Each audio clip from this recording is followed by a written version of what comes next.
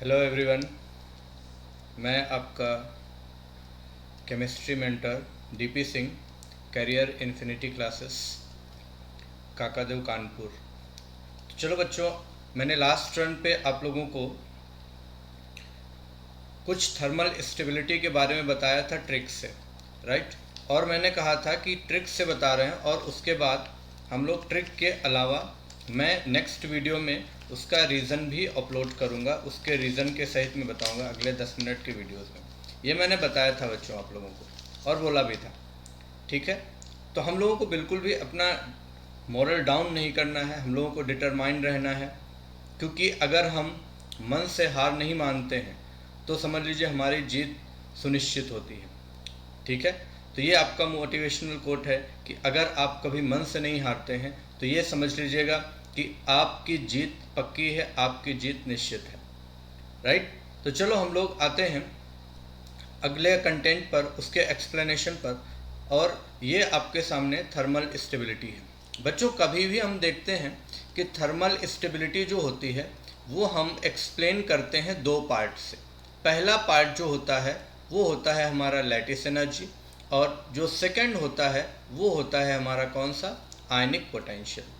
अब अगर आप बोलेंगे कि ये सर लैटिस एनर्जी क्या है, तो बच्चों लैटिस एनर्जी ज़रा समझिएगा कि लैटिस एनर्जी जो होती है इसको हम लोग बच्चे रिप्रेजेंट करते हैं यू से। यू से रिप्रेजेंट करते हैं, कैपिटल यू से इसको रिप्रेजेंट किया जाता है। लैटिस एनर्जी क्या होती है, when 1 mole of gaseous cation and 1 mole of gaseous anion combine to form 1 mole of ionic compound, then what will you say, then released energy is known as what, released energy क्या कहलाएगी। अगर हम लोग देखेंगे तो इसमें released energy जो होती है ये हमारे सामने क्या कही जाती है, रिलीज्ड एनर्जी ही हमारी कहलाएगी क्या, लैटिस एनर्जी। क्लियर है। तो आप देख सकते हो यहाँ पर मैंने लिखा भी है और आपको ये चीज़ समझाई भी है कि जब कभी भी हम बोलते हैं कि जितनी एनर्जी हमारे रिलीज्ड होगी, कब रिलीज्ड होगी, जब 1 मोल कैटायन और 1 मोल क्या बेटे, एनायन, ठीक है ना। आपको ये याद रखना जरूरी होगा, 1 मोल कैटायन और 1 मोल एनायन जब कंबाइन होगा तो ये जो 1 मोल कैटायन और 1 मोल एनायन होता है इसमें आपको ये मालूम होना चाहिए कि ये कैटायन जो होगा ये किस स्टेट में होना चाहिए बच्चों, ये गैसियस स्टेट में होना चाहिए, ठीक है ना। और ये एनायन है ये भी किस में होना चाहिए, आपको पता होना चाहिए गैसियस स्टेट में होना चाहिए, ठीक है। अगर गैसियस स्टेट में नहीं होगा तो फिर हम लोग लैटिस एनर्जी की बात नहीं करते हैं। तो जब हम इसका मैथमेटिकल एक्सप्रेशन देखते हैं तो मैथमेटिकल एक्सप्रेशन क्या होता है मेरे बच्चों, चार्ज के डायरेक्टली प्रोपोर्शनल, ठीक है ना, और साइज के इन्वर्सली प्रोपोर्शनल होती है। यानी कि जो लैटिस एनर्जी होती है वो चार्ज के डायरेक्टली प्रोपोर्शनल होगी और वहीं पर हम कहेंगे क्या, साइज के इन्वर्सली प्रोपोर्शनल होता है। क्लियर है, राइट। चलो अब ये हम लोगों ने इतना कॉन्सेप्ट आप लोगों ने बच्चों समझ लिया है, ठीक है। वहीं पर हम लोग आते हैं दूसरा जो एक्सप्लेनेशन है वो क्या है, आयनिक पोटेंशियल का। आयनिक पोटेंशियल का एक्सप्लेनेशन क्या होता है कि यह एक प्रकार का रेशियो होता है। किसका रेशियो होता है बच्चों, चार्ज और साइज का। यानी हम लोग अगर फॉर्मूला डिज़ाइन करना चाहें तो फॉर्मूला डिज़ाइन क्या आ जाएगा, आयनिक पोटेंशियल का रिप्रेजेंटेशन जो होता है वो किससे होता है, आपको मालूम होना चाहिए बच्चों, फाई ऑफ कैटायन से। समझ गए ना, किससे होना चाहिए, फाई ऑफ कैटायन से, यानी चार्ज अपॉन साइज। तो एक प्रकार से रेशियो हुआ। याद रखिए बच्चों, फाई ऑफ कैटायन को हम लोग चार्ज डेंसिटी भी बोलते हैं, फाई ऑफ कैटायन को हम लोग आयनिक पोटेंशियल भी बोलते हैं, और यही फाई ऑफ कैटायन आगे चल करके पोलराइजिंग पावर को डिसाइड करता है, ठीक है। तो अब हम लोग आते हैं, देखते हैं कि चार्ज के डायरेक्टली प्रोपोर्शनल, जब चार्ज का डिफरेंस होगा, यानी कभी भी हम लोगों को देखना है पहले नंबर पर जब हमें फाई ऑफ कैटायन चेक करना होगा तो हम प्रिफर करेंगे किसको, चार्ज को। और जब चार्जेस सेम होगा तो सेकंड नंबर पर हम किसे प्रिफर करेंगे बच्चों, बताइए, हम प्रिफर करेंगे साइज को, ठीक है। तो चलो हम लोग सबसे पहले यहाँ पर एग्जाम्पल देखते हैं कि ये एग्जाम्पल क्या है। यहाँ पर देखा जाए कितने का चार्ज आपको दिख रहा है, +1 का चार्ज दिख रहा है। यहाँ पर कितने का चार्ज दिख रहा है, +2 का दिख रहा है। यहाँ पर कितने का दिख रहा है, +3 का दिख रहा है। तो यहाँ चार्जेस का डिफरेंस है। सबसे ज़्यादा फाई ऑफ कैटायन यानी आयनिक पोटेंशियल किसका होगा, Al3+, फिर किसका होगा Mg2+, फिर किसका होगा Na+ का। ठीक है, जिस पे ज़्यादा चार्ज उस पे उतना ही क्या कहेंगे, फाई ऑफ कैटायन। अब आगे आ जाओ बच्चों, आपको पता है यहाँ पर लिथियम से हम किसकी तरफ जा रहे हैं, सीजियम की तरफ जा रहे हैं। तो यहाँ चार्ज तो सेम है, तो साइज जो है ऊपर से नीचे जाने पर क्या हो रहा है, साइज बढ़ रहा है। और अगर साइज बढ़ रहा है तो फाई ऑफ कैटायन क्या होगा, मालूम है बच्चों, कम हो जाएगा। क्लियर है, समझ गया ना। अब जरा देखिएगा, फाई ऑफ कैटायन कम हो जाए यानी सबसे ज़्यादा किसका होगा यहाँ पर, Li+, फिर बोलो Na+, फिर किसका, पोटेशियम, फिर बोलो रुबिडियम, और फिर किसका होगा, सीजियम का होगा। यहाँ पर चार्ज देख लो।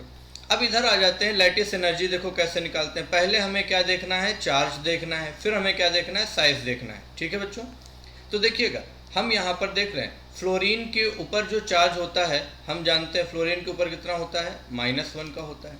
क्लियर है। और यहाँ पर देखेंगे तो फ्लोरीन के ऊपर कितना है, -1 है। यहाँ पर भी फ्लोरीन के ऊपर कितना है, -1 है।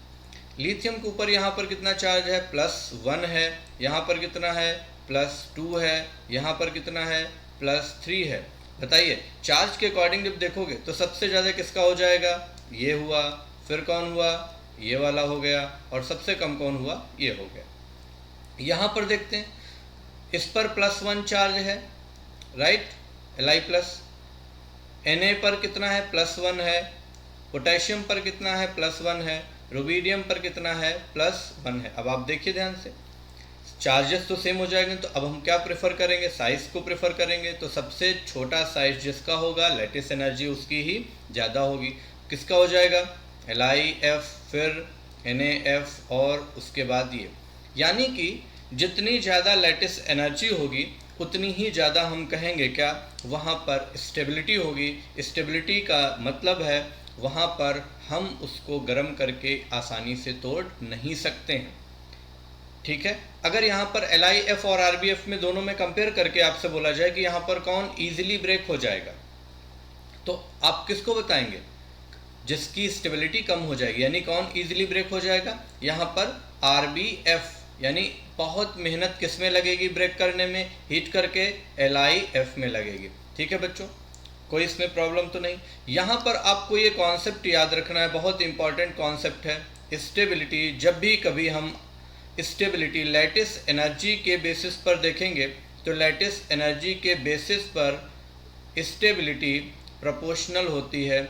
ये आप लोगों को याद रखना है, इम्पॉर्टेंट कॉन्सेप्ट है। ठीक है, इम्पॉर्टेंट है। और जब हम स्टेबिलिटी फाई ऑफ कैटायन के बेसिस पर निकालेंगे तो फाई ऑफ कैटायन के बेसिस पर कितना आ जाएगा, बताइए, इन्वर्सली प्रोपोर्शनल आ जाएगा स्टेबिलिटी फाई ऑफ कैटायन के। समझ गए। लेकिन अब यहाँ पर मुद्दा ये आता है कि हम कब डिसाइड करेंगे लैटिस एनर्जी से और कब डिसाइड करेंगे आयनिक पोटेंशियल से।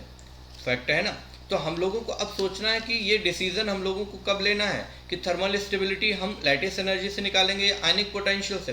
तो इसके लिए आपको अगले स्लाइड पर चलना पड़ेगा और ये आपको मैं बताने जा रहा हूँ कि इस तरीके से हम देखेंगे।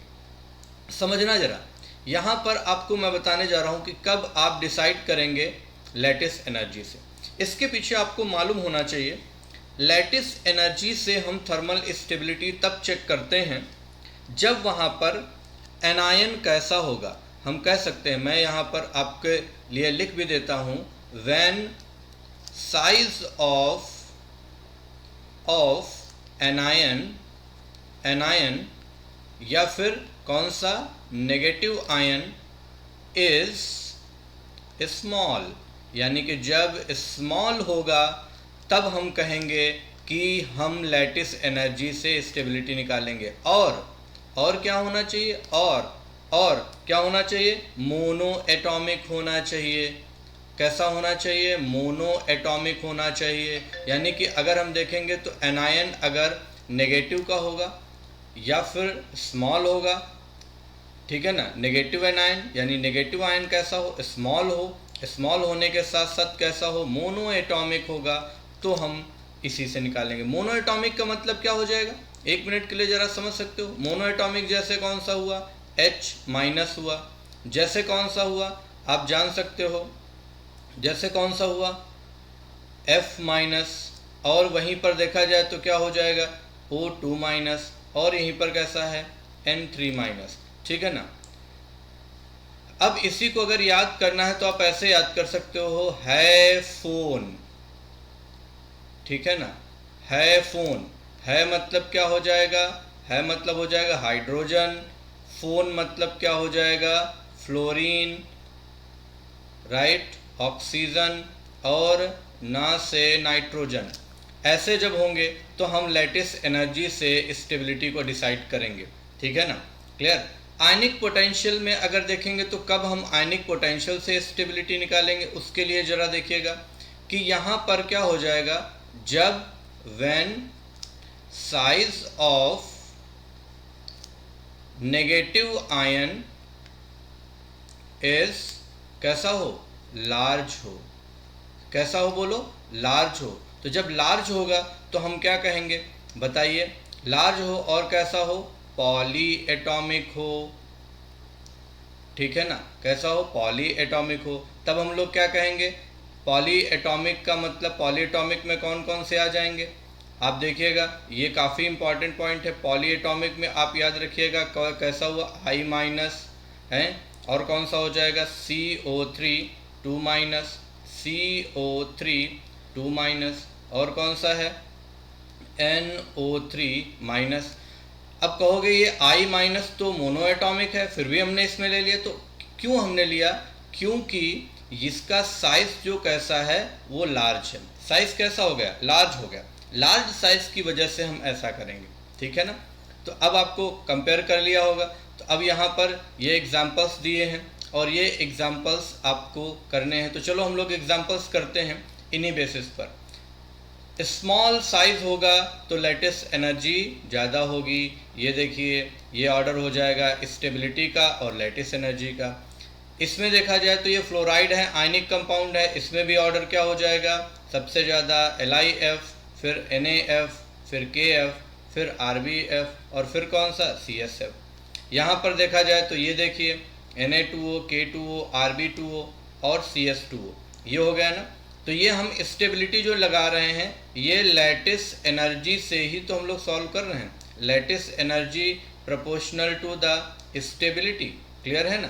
तो यही कॉन्सेप्ट यूज़ कर रहे हैं कि नहीं कर रहे हैं, ठीक है ना। कैसे पता चला, क्योंकि इसमें नेगेटिव आयन H माइनस है, F माइनस है, O माइनस है, ऐसे ही नाइट्राइड होगा तो हम लोग कर लेंगे, ठीक है बच्चों। अब यहाँ पर आ जाओ, आयनिक पोटेंशियल में आप लोगों ने कॉन्सेप्ट बहुत बेहतरीन पढ़ा है। क्या कॉन्सेप्ट बेहतरीन पढ़ा है, आप लोगों ने कहा है कि जो स्टेबिलिटी होती है वो प्रोपोर्शनल होती है किसके, फाई ऑफ कैटायन के, क्लियर है। तो आप देख सकते हो फाई ऑफ कैटायन का किस तरीके से, राइट। सबसे पहले हम लोग देखेंगे फाई ऑफ कैटायन, यानी साइज अगर ज़्यादा होगा तो फाई ऑफ कैटायन कम होगा, फाई ऑफ कैटायन कम तो स्टेबिलिटी ज़्यादा।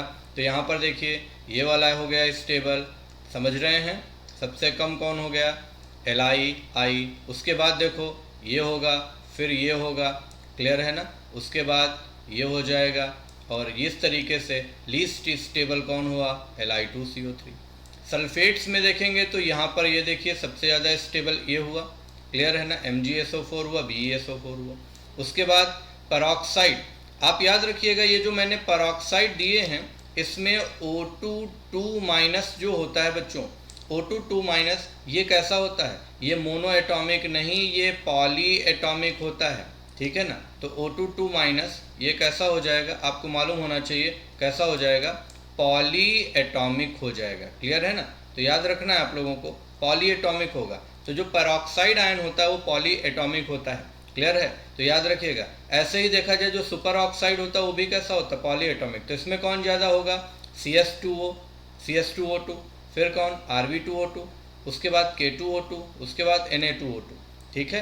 तो ये देखिए आयनिक पोटेंशियल और लैटिस एनर्जी से आपको यहाँ पर इस वीडियो से ये पता चल गया कि कब हमें स्टेबिलिटी लैटिस एनर्जी से निकालनी है, कब हमें आयनिक पोटेंशियल से निकालनी है, जिसके लिए ये सबसे आसान तरीका है। ये आपके लिए बहुत ही इम्पॉर्टेंट पॉइंट है जो मैंने बताया है, वेरी वेरी इम्पॉर्टेंट है बच्चों, आपको याद करना है। ठीक है, आपको देखिए एस ब्लॉक की सारी स्टेबिलिटी का कॉन्सेप्ट इस 10 से 15 मिनट की वीडियो में आपका पूरा का पूरा क्लियर हो जाएगा विद एक्सप्लेनेशन। ठीक है बच्चों, तो मिलते हैं हम लोग अगले वीडियो में, और मैं ये आशा करता हूँ कि आप लोगों ने इसको बहुत अच्छे से समझा होगा, बहुत अच्छे से किया होगा। चैनल को लाइक करना, सब्सक्राइब करना और कमेंट करना ना भूलें। थैंक यू बच्चों।